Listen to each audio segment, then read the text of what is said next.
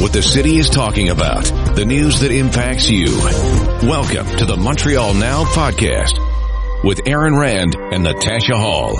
I'm Aaron Rand along with Natasha Hall. Let's take a look at some of the stories that made news on Montreal Now this week. Security around our politicians and even journalists is being re-examined after a series of threats. We'll talk to a criminologist about what needs to happen next. Of course, the world stopped on Thursday when it was announced that the Queen had rather suddenly died.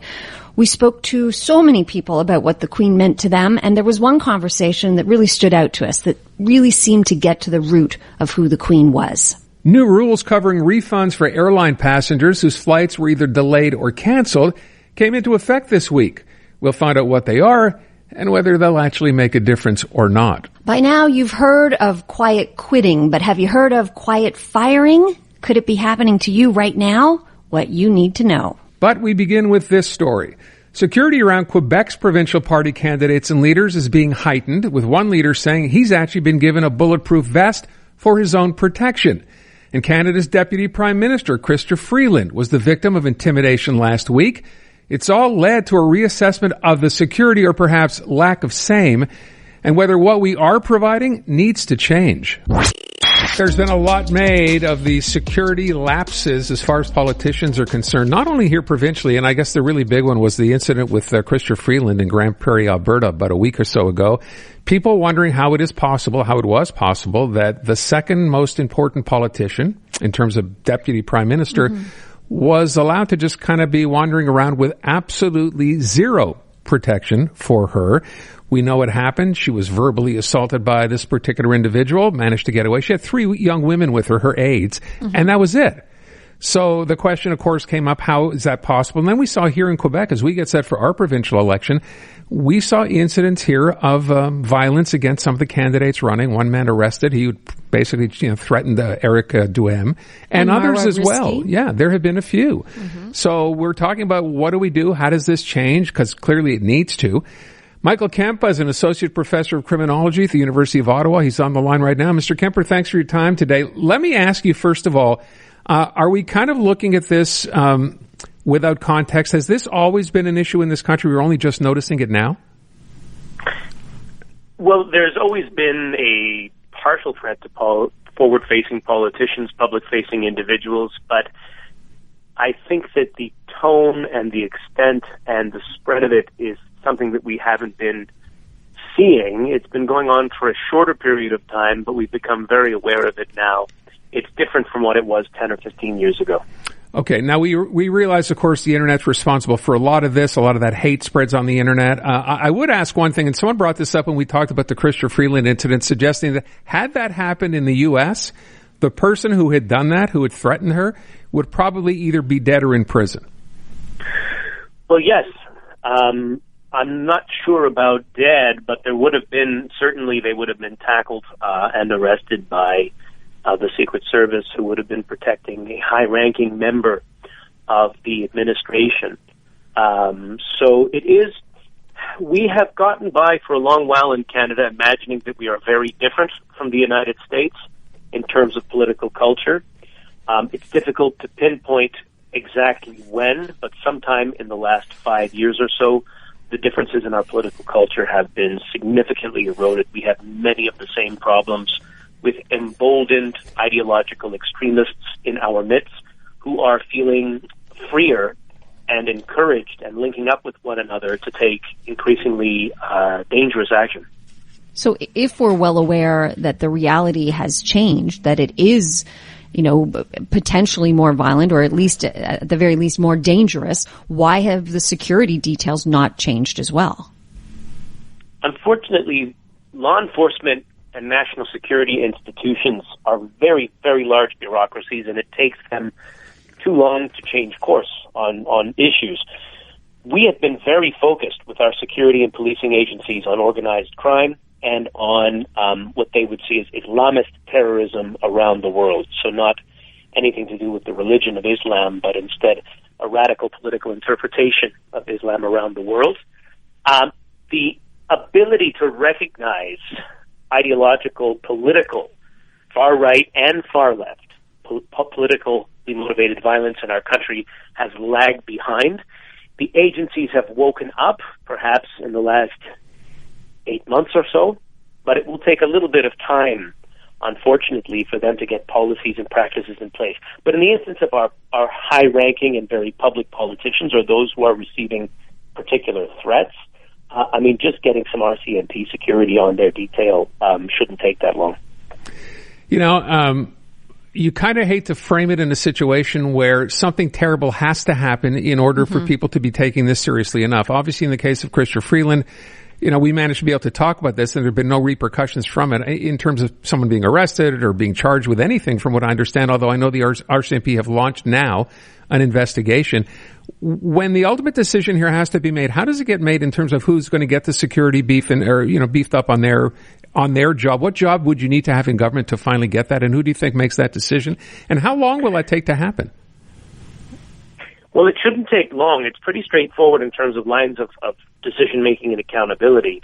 Really, the VIP protection squad, in a sense, or division of RCMP, the PMO's security detail, would assign officers to protect politicians who are either perhaps in cabinet and those who are able to forward along any specific threats that merit attention and concern.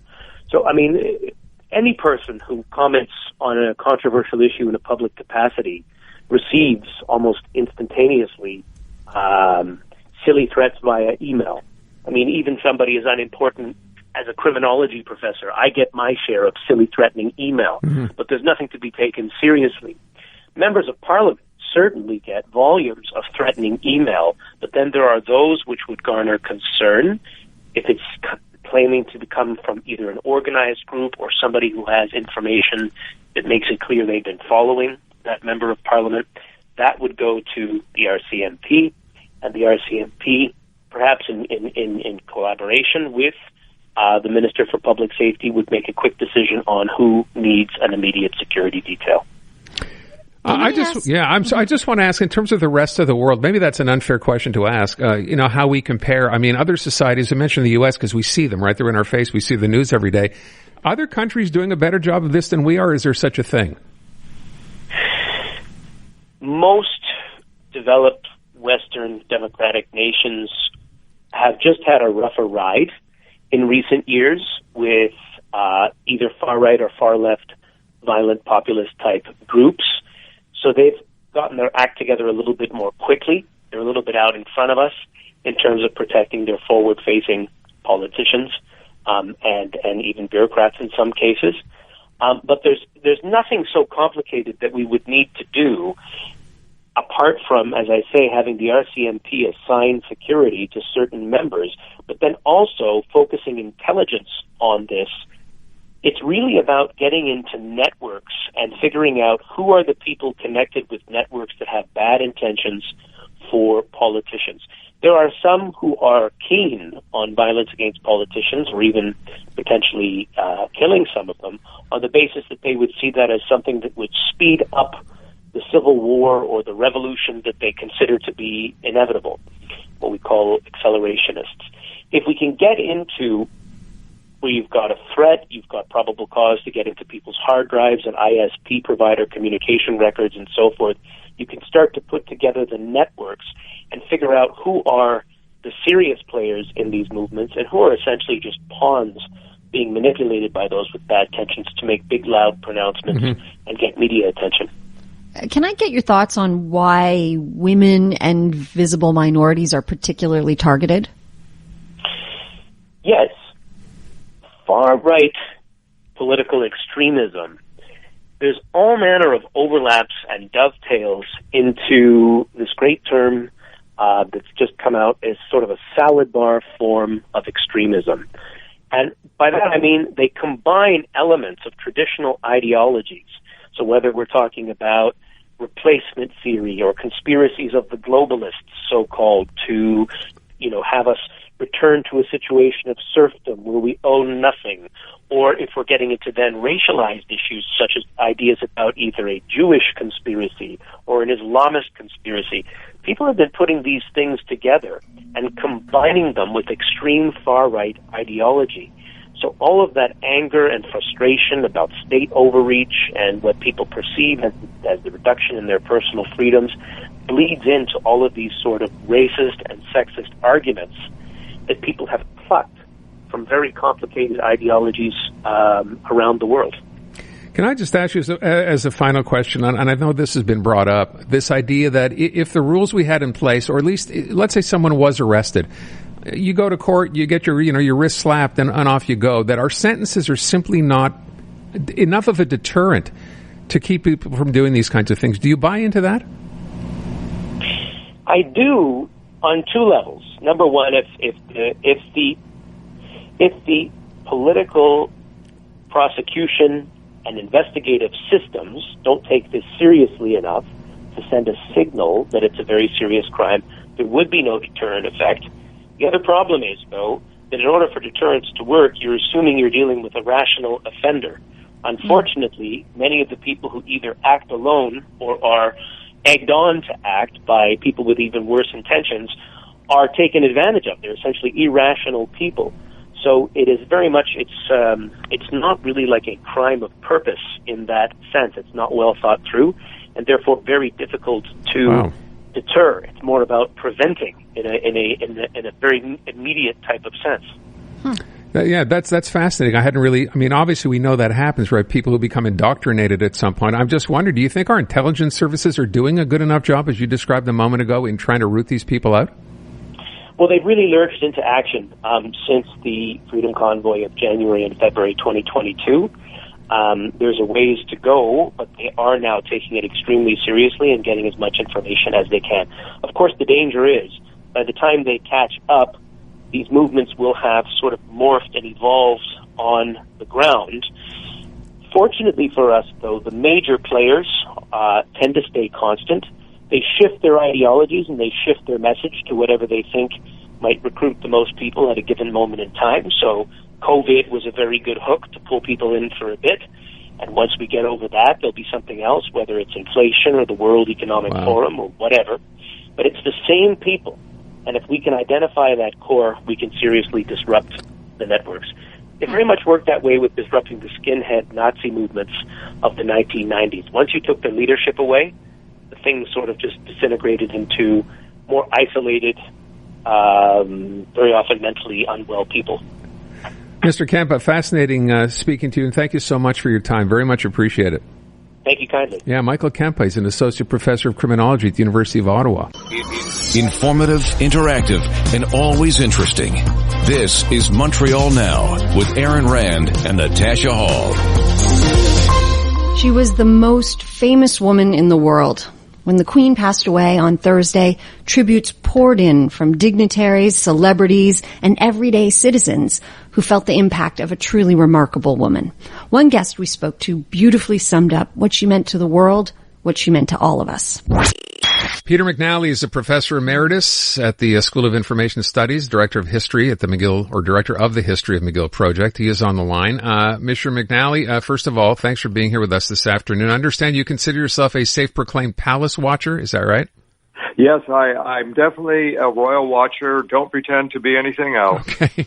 So you have obviously had a chance today, given the fact that, the Queen has passed on, to think back to her reign, her life. What can you share with us? Well, first of all, I think the thing is that it's a very sad moment for many of us. I'm of an age where where Queen Elizabeth has been part of my life since I was a boy. She's somebody whom I've admired and respected, and she was somebody whom I watched very, very closely because I was always so impressed with the wonderful job she did, and I feel it deeply, and I think in her passing deeply, and I think many other people do as well. I think for many of us, she represented so much, the parliamentary tradition, our constitutional system. I think that she represented what we think of as being the good qualities of our life. I just heard on television former Prime Minister Brian Mulroney speaking of the Queen in those same terms and saying, we think about what Canada is and what Canada's accomplished, But, that's all tied up with the fact that we deliberately chose the parliamentary tradition and the monarchy as being part of it. And so I think it's partly the institution, but I think it was a wonderful job which she did personally. She personified what the monarchy, what the parliamentary tradition in Canada was really all about. Mm-hmm. Indeed, she did. I wonder if you ever had a chance to see her or meet her. I have to tell you that I never met her personally. I certainly attended so many functions, both in Canada and in Britain where she was. I met the Queen Mother. I met Prince Philip, who I might add was a tricky person to deal with. But I never... Oh, what do you mean? Wait, we need to know more. So I didn't meet him, but I met her, and when he was just nearby, and he was clearly a rascal. That's the word I would use to describe him. What do you mean he was difficult to deal with? Well, I think he was a bit of he had a curmudgeonly side to him. There's no doubt about this. I mean, he was a good man, but he was somebody who liked to have his own way. Yes. And he would yell and beller at people, and you knew he was used to commanding people, and he took it for granted that when he shouted out the orders, everybody would snap too. And so I think people tended to tread carefully around him. Mm-hmm. I wonder as you look back, and again, when we talk about looking back, it's important to remember you'd have to look back more than 70 years. Why do you think she resonated as much as she did with the public as opposed to any other British monarch? Well, what we say more than any other British monarch, that's hard to say because, Queen Victoria certainly resonated with people. During World War II, her father, King George VI, did as well. I think the thing about Queen Elizabeth II was that we knew she was known since childhood. She was born in 1926. Immediately, there were photographs of her. When she and her sister, Princess Margaret, they were dressed in identical outfits, and people copied them from the beginning. And then when her father became king in 1936, again, she was next in line to the throne. People watched her. Then during World War II, she virtually disappeared because she was at Windsor Castle. There wasn't much of a public show of her. And then after the war, suddenly she reemerged again as a grown-up woman. She married Prince Philip. She immediately had children. She came to Canada before ascending the throne. This was back in 1951. And then a year later, just a few months after her month-long Canadian tour, she became queen. And there she was, 25 years old, young, extremely attractive, and this funny quality that she has of, on the one hand, being so how could you put it, unapproachable. There was something about her that you felt was unapproachable, but yet at another level, she was so very, very approachable. You saw her image everywhere. You saw pictures of her wearing diamond tiaras, and then you saw other pictures of her wearing tweeds and a kerchief and in a yard with horses or trampling through the Scottish Highlands. There was this quality about her that she just seemed to have this instinct of how to handle herself as a public personality and to understand what a constitutional monarch was and to be a head of state but also a head of nation. It was remarkable quality. She was very present, wasn't she? Like, I love how you just described that, how she was, there was a formality and yet a very much approachability to her at the same time, and just present, the way you watch her greet children, and she made every one of them, she took a bouquet of flowers or shook a hand or tapped someone on the head, she made them feel like she was absolutely with you for that moment. It was remarkable, and the fact is, sometimes she made the comment herself. She said she needed to be seen to be believed, and she was seen. She was very, very visible, but then she also knew enough to become invisible. She would go to Balmoral in the summertime for maybe 2 months, and there'd be hardly any public pictures of her. But when she did appear in public, there was this quality, you know, her clothes, it was the colorful quality of her clothes. I mean, she dressed very, very well, but it was not in extreme fashion. She never went in for extreme fashions, but she loved color.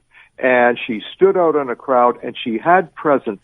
When she entered a room or when she was with a crowd with other leaders, there was something about her that stood out. And what can you say? It was a certain charisma, and it came from inside. And I think it was the fact that she knew who she was. And the fact that she was on the one hand so shy, but on the other hand so outgoing, it's remarkable.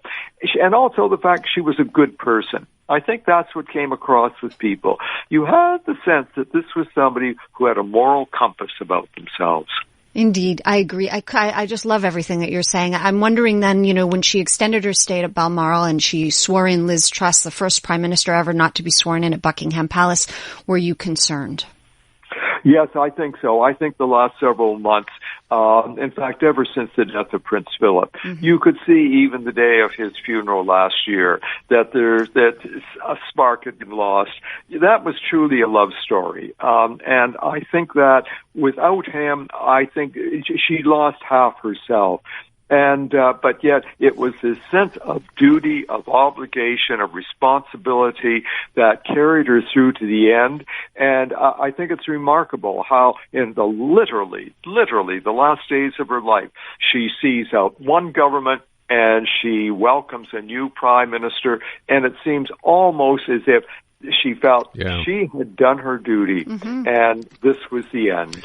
And when we heard this morning that the doctor's announcement that they were concerned about her health, and then a couple of hours later that members of the royal family were all flying to Balmoral, and you knew. This was sadly the end. And today I've been chatting with people on the streets, and a number have told me they've been at tears. They've had tears in their eyes thinking about it, and it is sad. It is. You know, I'm just reading as we wrap up here, someone saying one of her great qualities, Queen Elizabeth, was she knew when to speak, but perhaps more importantly, she knew when not to speak.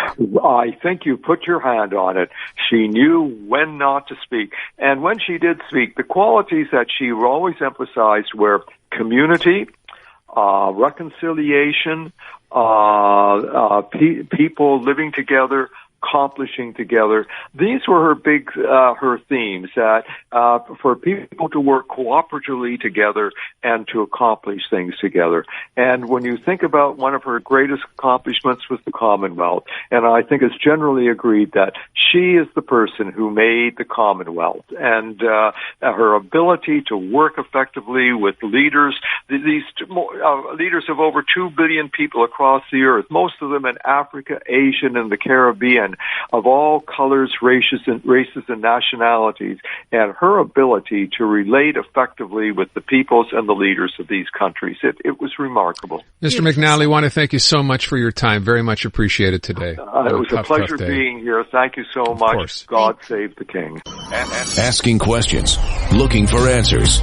Here's more of Montreal Now with Aaron Rand and Natasha Hall. New regulations on refunds for Canadian air passengers who found their flights were delayed or canceled actually came into effect this past week. It means, at least in theory, that airlines will now have to refund passengers for those cancellations or delays according to new guidelines. Advocates, though, say it doesn't go far enough. So it's exciting to hear that finally something's going to get done as far as the airline industry is concerned and the way passengers have been treated ever since COVID got here. Refunds impossible to get, forever having to wait on a line just to try to get through to someone. And I say try because oftentimes you don't. So yes, new regulations kicking in September the 8th, involving refunds and cancellations and lengthy delays. Thought we'd try to find out more. SYLVIE De Bellefeuille is a lawyer and budget advisor at Options Consummateurs, and she is on the line. SYLVIE, thanks so much for being with us today. Well, hello, thank you. Can we start with, yes, this looks in theory like really good news, but everything I'm reading is people saying, yeah, that's all it is theory, and it's not going to play out as well as we think it might. Yes. Well, first, it's not a new regulation per se. I mean, it's a modification to the regulation, because prior to that, it was really during the COVID-19 crisis that we realized that there was a gap in the regulations when it came to cancellations when they were not into the airlines for reasons that were outside of the airlines' control. So this is really what will kick in, as you mentioned, this week. So what it requires now is that first airlines must provide a reservation on a new flight within 48 hours. If not possible, then the passenger will have the choice between either a reimbursement or a rebooking. So it is something that is clearer than it was before, but it's not perfect either. Will it kind of force the airlines to do a better job, or at least to try harder to accommodate those passengers within 48 hours? Yes, that's the good news. Now, 48 hours for some people, it is okay, but let's say, for example, that you booked take a flight for Toronto to get to a concert on Saturday. You cannot go, but They offer you a new flight on Sunday. So now your plane ticket is useless. So the 48-hour gap can be, in some situations, something that is, very lengthy and will not resolve the problem to a lot of people. And still, the other problem also is that it's the level of compensation that people have the right to obtain depends really on the information that is provided by the airline companies, because if it's for a reason that's without their control, they have less compensation to provide. But if it's something within their control, then you have the right to gain more money. The problem is, how, as a passenger, can you know exactly why your flight is canceled? It really depends on what the air company tells you.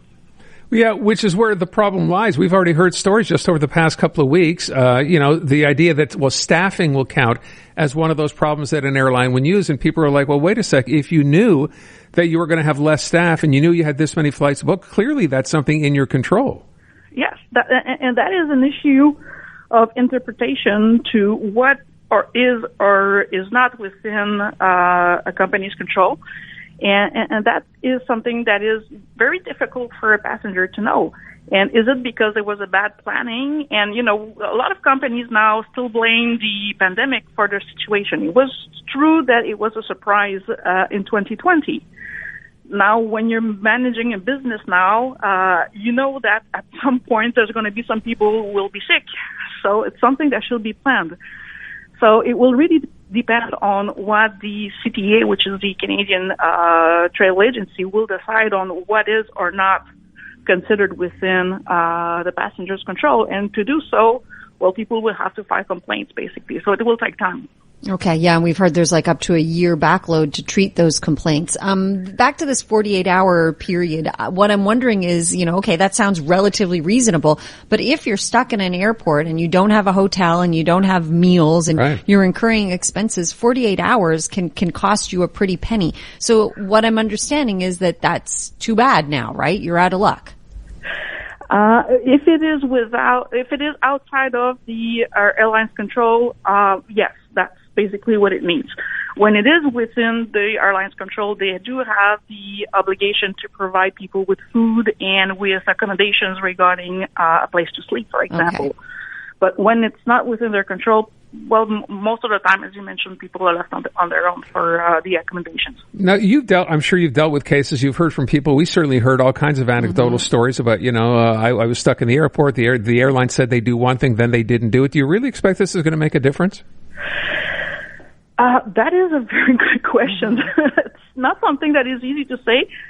We have, normally in law, we say that we have to believe in the good faith of the other party. Now, from what we've seen so far, and I've heard horror stories on my side as well, like a person who has 5 different reasons for a flight cancellation. So how is it possible for a person to know really what's going on? It will be on the long, we'll have to wait and see really what will be the effect on that. But at least now the regulation is more precise, because before that it was just, the airline company, we were just saying it's not under control, so we don't even have the obligation to reimburse people. So at least now it's a little bit more specific. Okay. All right.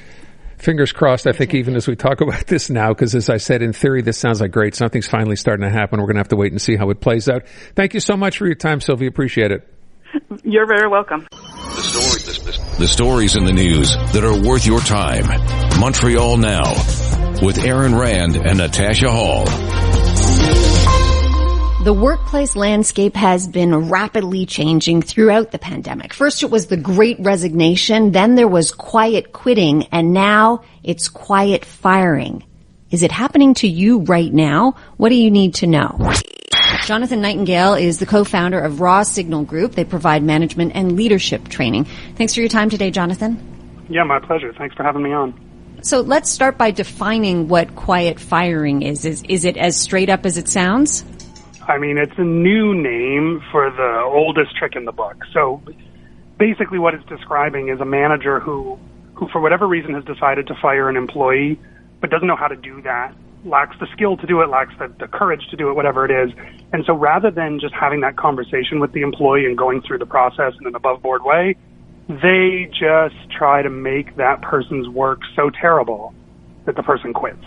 Sounds super passive-aggressive to me, and not a good way to run a company. Yeah, no, it's really awful. Every new manager thinks they've invented something really clever when they come up with it, but it's a really old technique. It's been tried a lot of times, and it's really just a horrible thing to put your employee through. You know, we talked about this we've talked about this actually a couple of times with different people. That's something new and possibly brought on by the pandemic. I'm wondering how much of this is brought on by the same thing, the fact that we keep hearing employees are the ones basically driving the bus now, right? And employers are looking for laborers, they have to pay more, but then this is still going on. How much of it is because, do you think, of the pandemic? Man, you know, it's like the pandemic has certainly changed a lot about work. I mean, our job, we're talking with companies, we're talking with bosses every day who are trying to figure this stuff out, and certainly the last 2 years has been a wild ride. But this approach, this quiet firing thing, I think if you were going to hang it off the pandemic, what you'd say is there's been so much change, there's been so many people who have moved jobs and stuff, that a lot of the managers who are in charge of day-to-day work for their team are brand new. And nobody stopped to train them, nobody stopped to spell out, you know, this thing that you're calling quiet firing, that's got a different name. That's called constructive dismissal. And it's been around for a long time, and there's a lot of law that says that in many jurisdictions, like, this is illegal. This is violating your contract and the way you're supposed to treat your employees. So I think you're right that the pandemic might be exacerbating something because it's putting a bunch of people in new positions of management. But that's an explanation. That's not an excuse. If you're cashing the paycheck as a manager, you got to get educated on what your responsibilities are there. So you touched on something there, like constructive dismissal, and that there's actually laws against that in Canada. So then, Jonathan, what if you suspect that this is what's going on? How does an employee proceed? What should you do? Well, I mean, the first thing is to ask yourself, you know, or ask your friends or whatever, you know, are you being objective about it? Everybody has times at work when, you know, a project that they really wanted to work on gets assigned to someone else, or they're asked to take on new duties. Like, that's not so unusual. But in a case like this, in a constructive dismissal case, it's targeted. It's only you. Nobody else is getting this treatment, right? Because they're trying to get you to quit. And it's awful. It feels like you're being jerked around because you are being jerked around. And so if you have a sense that that's happening, I mean, I guess my first piece of advice is talk to a lawyer. You're going to want some advice on what your rights are here and how to proceed. But I'll boldly predict, I'm not a lawyer, but I'll boldly predict that the first thing your lawyer is going to tell you is to start writing things down. When did this change happen? Do you have a copy of that email? When you informed management that you were disappointed, what was their response? They're going to want to see a paper trail, because if it gets to the point where your lawyer's got to write the company's lawyer a nasty letter, you're going to want to be able to demonstrate that there's been a pattern here, that it's not just, I got a work assignment I didn't like, but it's more, I'm being maliciously mistreated in a way that's actually covered by the law. You know, we've talked about employee-employer relationships, which you just touched on now. Do you find from talking to employers that their attitudes are beginning to change? Regardless of it's pandemic or not, all of a sudden we have a new paradigm here and they're thinking differently? Do you know what the good ones are? I don't need everything about work to be totally different because of the pandemic. But But what we notice is that the organizations that are out there leading, the organizations that are growing through the pandemic and attracting a bunch of talent and stuff, when you talk to the bosses there, they're really trying to engage in a conversation. Like, they understand that they're managers and they've got a set of authorities around who they hire and who they promote, who they fire. They know that. But they want to meet employees as much as they can in terms of like, hey, here's what we're offering and here's what we need from you, and is that a good deal? And can we talk about that like grown-ups? And they're thriving. But you know, we're also seeing 2.5 years in, people are tired of the pandemic, no doubt, but a lot of companies are also tired of having to be so flexible. They want to go back to 2019. They want to go back to having everybody in an office and to employers having all the power in that relationship. You can see it from the way they talk about it. And I don't know. I mean, I think about who I was in 2019. Like, none of us are who we are or are who we were in 2019. I don't think we're going back that way. So it won't go back. It won't go back to how things were before. I mean, you'll have companies who say out loud, you know, we're in office 5 days a week. We're not doing the remote thing. We're not doing the hybrid work thing. We want everybody together because that feels like a good team. And I bet you're going to find a lot of employees who want to run back to that too. But I think what COVID has been more than anything is a reminder that your employees have choices.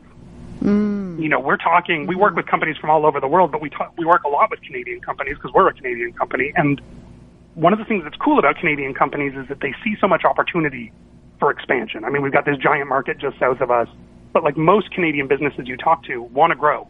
They want to reach out and expand. And so in the early parts of COVID, when they realized they could hire from anywhere, that was really exciting for them. They started to really spread their wings. Now this idea that some of them want to ratchet back, I just think it's giving up such an opportunity. And in exchange for what? Like, you know, I like hanging around the office and talking to people too, but I think that the future is a lot more exciting than that. Mm-hmm. And then I wonder, so we know quiet quitting, not effective. Quiet firing, not effective. But then you do something that's called quiet management that actually can be quite effective, Jonathan? Oh, we don't do quiet management. It is another word. Somebody's trying to make fetch happen there. Somebody's got quiet management out there on LinkedIn, and they're talking about, you know, this idea that a manager should get out of their people's way. A manager should sort of, you know, set the expectations and then let people go be brilliant. I think there's elements of that I would agree with for sure. But one of the things we push bosses on is, look, sometimes as a boss, your job is to be loud, not to shout at your people, but like if somebody comes to you and says that they're being sexually harassed at work, I don't want you quiet, right?